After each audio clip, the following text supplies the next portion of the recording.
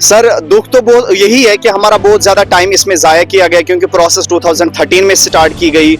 एक बार नहीं, दो बार नहीं, तीन बार हमने इस एग्जाम दिया। तीनों बार एग्जाम दे के भी घोटाला इसमें हुआ, और वो घोटाला 1% नहीं 100% था। आप 1 जनवरी 2025 में इवनिंग टाइम पे एसीबी ने उनके खिलाफ कार्रवाई शुरू की, उनके ऊपर एफआईआर लॉन्च किया है। 109 एस्पिरेंट्स वो है जिनके मार्क्स 20, 25, 30, 35, और जब रिजल्ट निकला अगले दिन गैजेट पे उनके जो मार्क्स है वो 90, 92, 93। How it is possible? ये सिस्टम की खराबी है, एडमिनिस्ट्रेशन की खराबी है। 2013 से लेकर 2024 तक 12 साल का गया। कोई भी इसमें एक वो कैंडिडेट नहीं है जो अपने बलबूते पे, अपने दम पे इसमें लगा हुआ है। सारे कैंडिडेट्स के ऊपर एक उंगली उठ रही थी। कोई या तो फेवरेटिज्म के बुनियाद पे सिलेक्ट हुआ है, या तो कोई नेपोटिज्म के बुनियाद पे सिलेक्ट हुआ है, या तो डायनास्टिकल सिलेक्शंस हुई है, या कोई पेपर लेके। एक्चुअली ये जो रिक्रूटमेंट हुई थी 2020 में, इसमें इतनी नेग्लिजेंस है कि कंपटीशन जो था वो था between the paper sellers and paper buyers. और पढ़ने लिखने का वक्त है वो तो हमने सड़कों पे बिताया, कभी जम्मू के सड़कों पे, कभी श्रीनगर के सड़कों पे। तो हम आपके चैनल के वसादत से एलजी मनोज सिन्हा साहब को यही बात कहना चाहते हैं। कल भी एलजी मनोज सिन्हा साहब ने हमने राजभवन बुलाया, उसके साथ टेबल टू टेबल मीटिंग हुई है एलजी मनोज सिन्हा साहब के साथ। कल उसने हमें बुलाया और एलजी साहब ने मुझे कल यही बोला कि ये बहुत बड़ा भ्रष्टाचार है, एसीबी ने अपना काम कर दिया। अब वेट कीजिए, आने वाले समय में जिन्होंने भ्रष्टाचार किया उनको हम टर्मिनेट करेंगे फ्रॉम सर्विस से, और जिन ऑफिसरों ने ये भ्रष्टाचार किया उनके ऊपर एफआईआर लॉन्च होगा, और जिन एस्पिरेंटों ने पैसे दे के पेपर खरीदे उनके ऊपर भी एफआईआर लॉन्च होगा। इसमें ऐसे भी बहुत सारे कैंडिडेट्स हैं, वो डिपार्टमेंट, उनको ये भी बताया गया कि आप मेरिट कम रखो, आप मार्क्स कम रखो ताकि आपके ऊपर उंगली ना उठाए। मगर बदकिस्मती से ये भी कहना पड़ता है, इसमें ऐसे बहुत सारे कैंडिडेट्स हैं जिन्होंने 100 में से 100 क्वेश्चंस बराबर किए, और उनका रिजल्ट 100 में से 100 आ रहा था। तो फिर जब रिजल्ट आ गया तो 3 दिन के बाद डिपार्टमेंट एक नोटिस, छोटी सी नोटिस निकालते हैं, इसमें 3 क्वेश्चंस गलत है। मगर हकीकत क्या है? That was a mark of question. मैं आज भी वो बता रहा हूं कि वो तीनों क्वेश्चंस ठीक थे। जिसने भी उस वक्त उस डॉक्यूमेंट के ऊपर साइन किया वो इंसान गलत है, करप्टेड था, जिसने ये चीज बताया कि ये क्वेश्चंस गलत थे। इमरजेंसी एस्पिरेंट जो है पिछले सालों से जो है वो सड़कों पर एहतजाज कर रहे थे, लेकिन इन लोगों को सुनने के लिए कोई तैयार नहीं था। हाल ही में एक केस जो है वो रजिस्टर किया गया है। जिन लोगों ने इस पूरे मसले में जो है वो धांधली की है उनके खिलाफ जो है वो अब कार्रवाई होने जा रही है। मेरे साथ वो एस्पिरेंट्स मौजूद हैं जिन्होंने जम्मू की सड़कों पर एहतजाज किया, फिर जो है इन लोगों ने काफी बर्दाश्त की है। अब मुझे बताइए कि बिलाखिर अब वक्त आ चुका है कि आप लोगों को जो है इंसाफ मिलने जा रहा है, क्या कुछ उम्मीदें हैं? क्योंकि अभी भी जो है पूरी तरह से कार्रवाई नहीं हो रही है। सर पहले हम आपका शुक्रगुजार हैं, हमेशा आप लोगों ने हमारा साथ दिया, और हमारी जो भी जेन्युइन डिमांड्स थे वो आपने एडमिनिस्ट्रेशन तक या बाकी कॉम्पिटेंट अथॉरिटीज तक वो पहुंचाने में आपने बहुत ज्यादा मदद किया।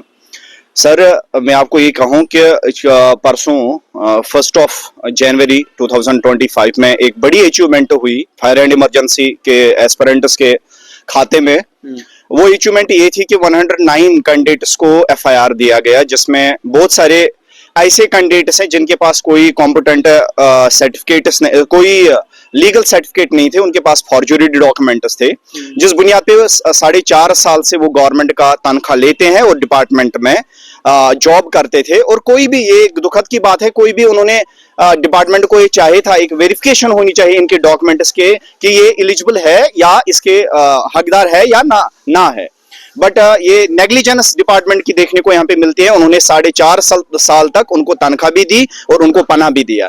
तो ये हमारे लिए एक बहुत दुख की बात है। बट अब अचीवमेंट हुई है, अब खुशी की ये बात है कि, और कल हम एलजी साहब से भी मिले, उसने हमें वादा दोबारा दिया कि मुलव्वस होंगे जितने भी लोग इस, हम उनके ऊपर कड़ी कार्रवाई की जाएगी, वो कितने भी ओहदेदार हो या चाहे वो खुद वो बंदा हो जिसने इस रिक्रूटमेंट में हिस्सा लिया, उनके ऊपर कड़ी से कड़ी कार्रवाई की जाएगी। तो अभी जो खुशी आपको मिलने जा रही है, इस खुशी में आप लोग अपना वो दुख भूल के जो आपका वक्त जाया हुआ सड़कों पर एहतजाज करने के दौरान? सर दुख तो बहुत यही है कि हमारा बहुत ज्यादा टाइम इसमें जाया किया गया, क्योंकि प्रोसेस 2013 में स्टार्ट की गई। एक बार नहीं, दो बार नहीं, 3 बार हमने इस एग्जाम दिया। तीनों बार एग्जाम दे के भी घोटाला इसमें हुआ, और वो घोटाला 1% नहीं 100% था। और कोई भी इसमें एक वो कैंडिडेट नहीं है जो अपने बलबूते पे, अपने दम पे इसमें लगा हुआ है। सारे कैंडिडेट्स के ऊपर एक उंगली उठ रही थी, कोई या तो फेवरिटिज्म के बुनियाद पे सिलेक्ट हुआ है, या तो कोई नेपोटिज्म के बुनियाद पे सिलेक्ट हुआ है, या तो डायनास्टिकल सिलेक्शंस हुई है, या कोई पेपर लेके। एक्चुअली ये जो रिक्रूटमेंट हुई थी 2020 में, इसमें इतनी नेग्लिजेंस है कि कंपटीशन जो था वो था between the paper sellers and paper buyers. इसमें ऐसे भी बहुत सारे कैंडिडेट्स हैं, वो डिपार्टमेंट, उनको ये भी बताया गया कि आप मेरिट कम रखो, आप मार्क्स कम रखो ताकि आपके ऊपर उंगली ना उठाए। मगर बदकिस्मती से ये भी कहना पड़ता है, इसमें ऐसे बहुत सारे कैंडिडेट्स हैं जिन्होंने 100 में से 100 क्वेश्चंस बराबर किए और उनका रिजल्ट 100 में से 100 आ रहा था। तो फिर जब रिजल्ट आ गया तो 3 दिन के बाद डिपार्टमेंट एक नोटिस, छोटी सी नोटिस निकालते हैं, इसमें 3 क्वेश्चंस गलत है। मगर हकीकत क्या है? That was a mark of question. मैं आज भी वो बता रहा हूं कि वो तीनों क्वेश्चंस ठीक थे।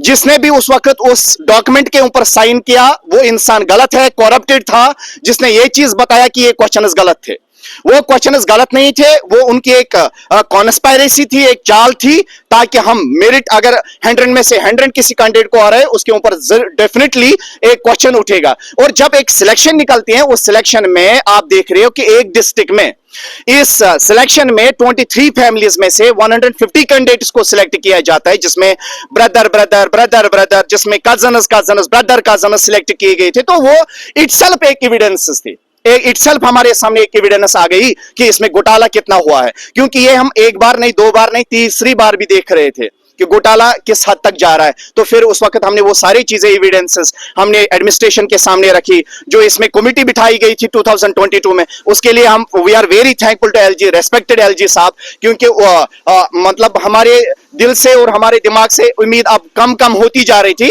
बट उसने कमेटी को बिठा के एक नया एक वो हुनर इस केस में पैदा किया। And we are very thankful कि कल भी उसने हमें ये चीज बताया कि जो भी इसमें गलत काम करने वाले होंगे उनको हम बख्शेंगे नहीं। और we are expecting, at the same time we are expecting कि हमारा बहुत ज्यादा वक्त जाया हुआ, बहुत ज्यादा वक्त जाया हुआ। 2013 में इसकी प्रोसेस स्टार्ट होती है। उस वक्त मैं आपको अपना बताऊं, मेरी एज उस वक्त 25 ईयर्स की थी, आज मैं 37 ईयर्स का हूं। इसके बीच बीच में मैंने बहुत सारे एग्जाम्स भी दिए हैं, और एग्जाम देके बट ये अंदर एक बड़ा दुख पड़ रहा था कि हमारे साथ विश्वासघात किया गया। अब मैं अगर ये एग्जाम दे रहा हूं, इसमें कहां फेयरनेस हो सकती है?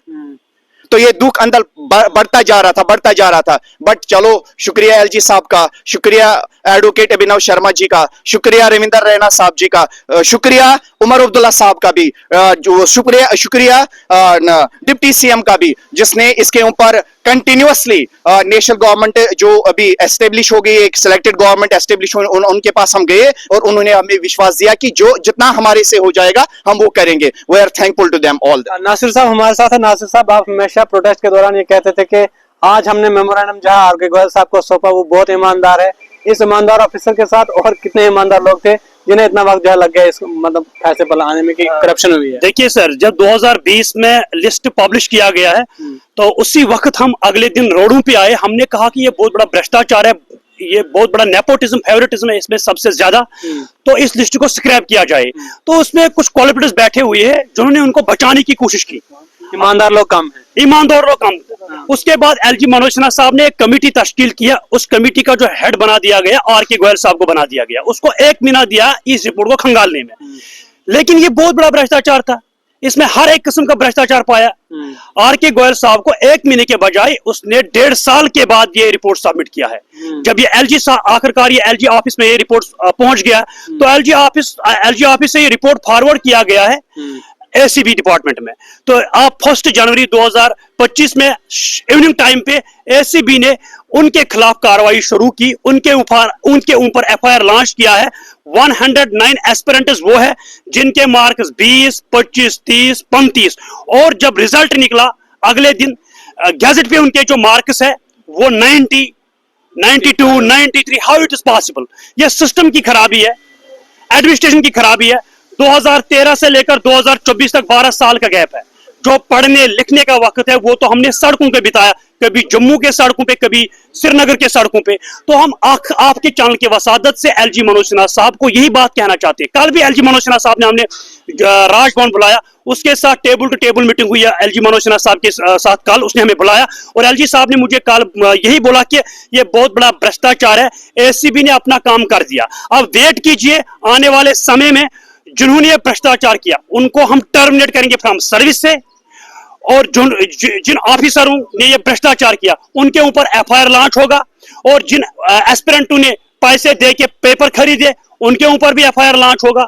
अब हमारी जेन्युइन डिमांड यही रहेगी एलजी मनोज सिन्हा साहब से, ये 12 साल का टाइम है जो पढ़ने और लिखने का है, मेहरबानी कीजिए, आप लोगों के पास वैकेंसी है, ये सिस्टम की खराबी है, आपकी वजह से हम आज सड़कों पे थे, तो मेहरबानी कीजिए एलजी मनोज सिन्हा साहब। आपने कल मेरे साथ वादा किया राजभवन जम्मू में, आपने कहा कि एसीबी ने फर्स्ट स्टेज कंप्लीट किया, अब दूसरे स्टेज पे एसीबी काम करने वाली है इसी हफ्ते में, और एक बहुत बड़ी खबर आने वाली है, जूनियर भ्रष्टाचार केस में बड़े बड़े सांप मुलविस है, बड़े बड़े मगरमच्छ मुलविस है, इसी हफ्ते में वो मगरमच्छ बाहर निकलने वाले हैं। हम एलजी मनोज सिन्हा साहब को आपके चैनल के वसादत से तहे दिल से शुक्रिया अदा करना चाहते हैं, जितने भी जम्मू कश्मीर के एग्रीड एस्पिरेंट्स हैं उनकी तरफ से मैं मुबारकबाद देना चाहता हूं।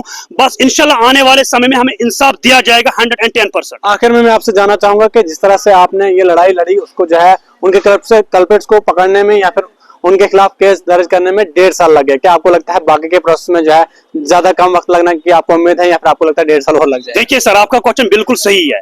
अब जब हम प्रोटेस्ट कर रहे थे, हमारे रिलेटिव, हमारे रिश्तेदार हैं जितने भी जम्मू कश्मीर की जो पॉपुलेशन, वो कह रहे हैं कि ये जॉबलेस है, इसमें कोई स्कैम ही नहीं हुआ है, ये बिल्कुल फेयर तरीके से रिक्रूटमेंट निकला।